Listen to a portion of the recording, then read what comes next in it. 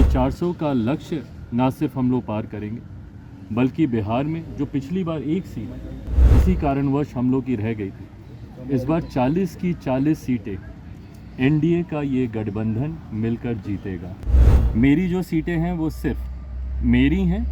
गठबंधन में कौन है वो हैं कि नहीं, कौन है नहीं, बाकियों का तो मुझे पता ही है, वो हैं कि नहीं मुझे नहीं पता। लक्ष्य आपको तय करने ज़रूरी है, और जब आप बड़े उद्देश्य की तरफ अग्रसर होते हैं तो वो उद्देश्य आपकी प्राथमिकता बन। जो भी सीटें लोक जनशक्ति पार्टी रामविलास के पास आई हैं, उनमें कौन प्रत्याशी होगा ये पार्टी बैठकर इसका फैसला लेगी। नमस्कार, दर्श न्यूज देख रहे हैं आप और मैं हूं आपके साथ दक्षा प्रिया। तो इस वक्त की बड़ी खबर आ रही है, जहां पर चिराग पासवान को लेकर जो हाजीपुर सीट पर सस्पेंस बना हुआ था कि आखिर हाजीपुर की सीट किसको मिलेगी, चाचा को या भतीजा को, तो ये सस्पेंस आखिरकार खत्म हो चुका है। और अब ये जो हाजीपुर की सीट है ये फिलहाल चिराग पासवान के पाले में गई है। बता दें कि जेपी नड्डा जो कि बीजेपी के राष्ट्रीय अध्यक्ष हैं, उनसे चिराग पासवान की मुलाकात हुई और इस मुलाकात के बाद चिराग पासवान ने अपने सोशल मीडिया पर ये पोस्ट किया कि आखिरकार सीटों पर बात बन गई। सर्वप्रथम मैं हमारे देश के प्रधानमंत्री आदरणीय नरेंद्र मोदी जी का हृदय से आभार प्रकट करता हूं। उन्होंने हमेशा जिस प्रकार गठबंधन के भीतर मेरा संरक्षण किया, लोक जनशक्ति पार्टी रामविलास को उचित मान सम्मान देने का हमेशा कार्य किया। मेरे नेता आदरणीय रामविलास पासवान जी को जिस तरीके से उन्होंने अपने साथी, अपने दोस्त की तरह उनके रहते हुए और उनके जाने के बाद भी जिस तरीके से उनके मान सम्मान को हमेशा ऊंचा करने का काम किया, ऐसे में लोक जनशक्ति पार्टी रामविलास का हर एक कार्यकर्ता आज खास तौर पर हमारे प्रधानमंत्री जी का धन्यवाद करता है, क्योंकि आज पुनः एनडीए के साथ जो हम लोग का पुराना गठबंधन रहा है, जिस गठबंधन के तहत दो बार हम लोग लोकसभा और दो बार हम लोग विधानसभा का चुनाव पिछले 10 सालों में हम लोग लड़ चुके हैं, आज पुनः उस गठबंधन को एक नई मजबूती देने का कार्य किया है। मैं भारतीय जनता पार्टी के राष्ट्रीय अध्यक्ष आदरणीय जेपी नड्डा जी, केंद्रीय गृह मंत्री आदरणीय अमित शाह जी का भी विशेष तौर पर धन्यवाद करूंगा, जिन्होंने एक बड़े भाई की भूमिका पार्टी के तमाम हितों को, पार्टी की तमाम चिंताओं को, पार्टी के तमाम कंसर्न्स को ना सिर्फ एक्नॉलेज किया बल्कि एड्रेस करने का भी काम किया। आज जब हम लोग गठबंधन, ये गठबंधन की घोषणा नहीं है क्योंकि गठबंधन में हम लोग हमेशा से थे, पर चुनाव को लेकर, लोकसभा चुनाव को लेकर आज जब सीटों का बंटवारा हो चुका है, गठबंधन का स्वरूप पूरी तरीके से तैयार हो चुका है, तो इस मौके पर मैं केंद्रीय गृह मंत्री आदरणीय अमित शाह जी का, आदरणीय जेपी नड्डा जी का भी अपनी तरफ से, अपनी पार्टी के हर एक कार्यकर्ता की तरफ से उनका भी मैं धन्यवाद करता हूँ। आने वाले दिनों में लोक जनशक्ति पार्टी रामविलास सिर्फ और सिर्फ एक ही लक्ष्य के साथ इस रण में उतरेगी कि बिहार की 40 की 40 सीटें हमारा एनडीए गठबंधन जीतेगा, और देश में 400 सीटें जीतने का जो लक्ष्य है, ईमानदारी से मैं बोलूं, मुझे कई बार ये लक्ष्य छोटा भी लगता है, और ये ओवर कॉन्फिडेंस नहीं है। ये जब आप गांव-गांव जाते हैं, घर घर जाते हैं, और क्योंकि हाल फिलहाल के दिनों में ना सिर्फ बिहार में बल्कि विभिन्न और राज्यों में भी पार्टी के कार्यक्रमों में मैं गया हूँ, ये मेरा विश्वास वहाँ से आता है कि ये 400 का लक्ष्य ना सिर्फ हम लोग पार करेंगे, बल्कि बिहार में जो पिछली बार एक सीट किसी कारणवश हम लोग की रह गई थी, इस बार 40 की 40 सीटें एनडीए का ये गठबंधन मिलकर जीतेगा।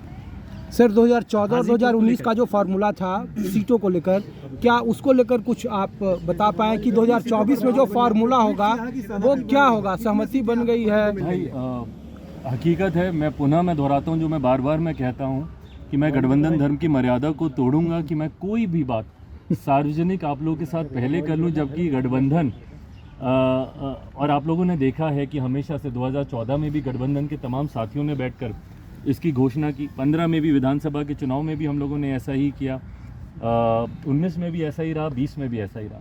मुझे लगता है बहुत जल्द गठबंधन के तमाम साथी वो सब एक साथ बैठकर न सिर्फ सीटों की बल्कि सीटों का चयन भी हो चुका है, उसकी भी घोषणा हम सब साथ मिलकर करेंगे। चिराग जी, एक सवाल और है कि सर एक चीज़ और है कि जो दूसरा खेमा है आप लोगों का, क्या वो इस गठबंधन का हिस्सा है या वो आपके कोटे में है या नहीं है? मुझे नहीं पता कि वो गठबंधन का हिस्सा है नहीं है, ना ही वो मेरी चिंता में है। हाँ, इतना मैं कह दूं कि मेरे पास किसी का कोटा नहीं है। मेरी जो सीटें हैं वो सिर्फ मेरी हैं। गठबंधन में कौन है वो हैं कि नहीं, कौन है नहीं, बाकियों का तो मुझे पता ही है, वो हैं कि नहीं मुझे नहीं पता। बट हाँ, मेरे पास किसी के कोटे की सीटें नहीं हैं। 5 उंगलियां किसको कौन सी सीटें मिलेगी डिसाइड हो चुका है, फॉर्मल बस अनाउंसमेंट होगा। जी, फॉर्मल अनाउंसमेंट बाकी है, बाकी सारी चीज़ें डिसाइड हो चुकी हैं। बता रहा है कि हाजीपुर आपके पास। चिराग जी, एक सवाल ये है कि नीतीश कुमार के साथ भी आपको एक मंच पे खड़ा रहना होगा, एक मंच साझा करना होगा, क्या इसके लिए आप तैयार हैं? देखिए, लक्ष्य आपको तय करने ज़रूरी है, और जब आप बड़े उद्देश्य की तरफ अग्रसर होते हैं तो वो उद्देश्य आपकी प्राथमिकता बनता है।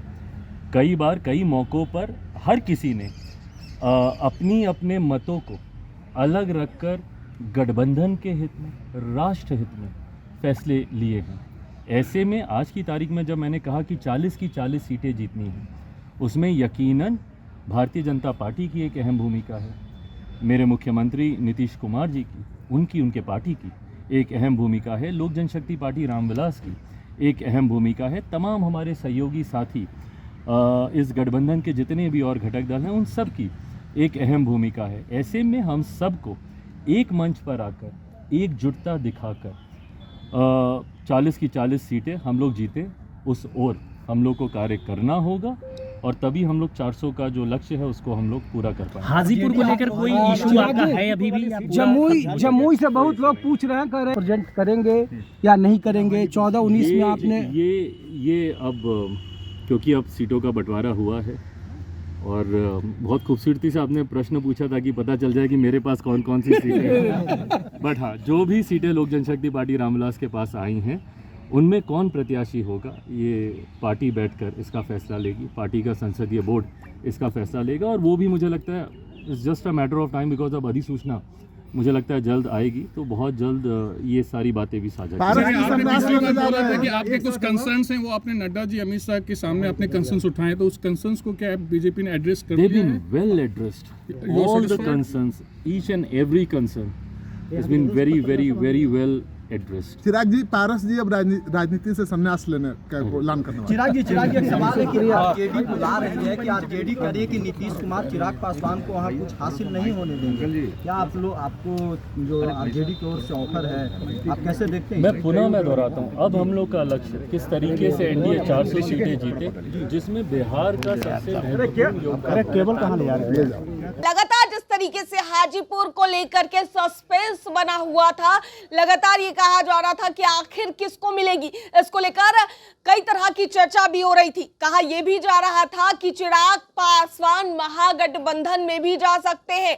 एनडीए का दामन छोड़कर चिराग पासवान महागठबंधन के साथ आ सकते हैं, और ये सभी सस्पेंस को खत्म कर दिया है। खुद चिराग पासवान ने अपने सोशल मीडिया पर पोस्ट किया है और लिखा है कि अब जो सीटों की सहमति थी उस पर बात बन गई है, और ऐसे में इसके बाद उन्होंने एक प्रेस कॉन्फ्रेंस भी की और प्रेस कॉन्फ्रेंस कर प्रधानमंत्री नरेंद्र मोदी का आभार भी प्रकट किया है।